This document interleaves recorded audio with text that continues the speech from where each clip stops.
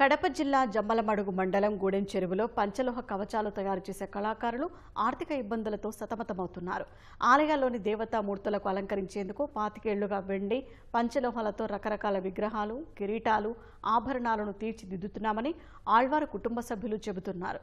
చుట్టుపక్కల పలు జిల్లాల్లోని దేవాలయాలకు శిలా విగ్రహాల కవచాలను తయారు చేసి అందజేశామన్నారు. అయితే ప్రస్తుతం ఆర్థిక ఇబ్బందులు ఎదుర్కొంటున్నామని ఆవేదన వ్యక్తం చేశారు.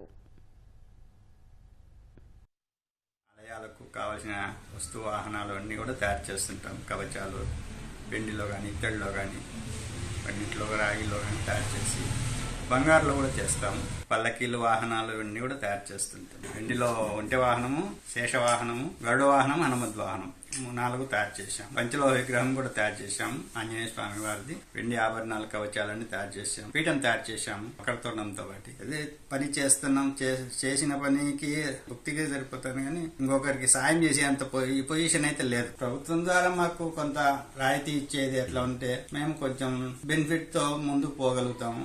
వెండి వర్క్ అయితే తగ్గింది. వెండి ధర పెరగడం వల్ల వెండి వర్క్ లేదు, కొంచెం తక్కువగా ఉంది. ఇత్తడి వర్క్ అయితే ఎక్కువగానే ఉంది. మోటార్ సిస్టమ్ గల లేత్ టర్నింగ్ వర్క్ సామాన్ కావాలి. మాకు ఆర్థిక పరిస్థితి చాలా తక్కువగా ఉంది. డబ్బు లేకపోవడం వల్ల మాకు ప్రభుత్వం ద్వారా మాకు గుర్తింపు లేదు.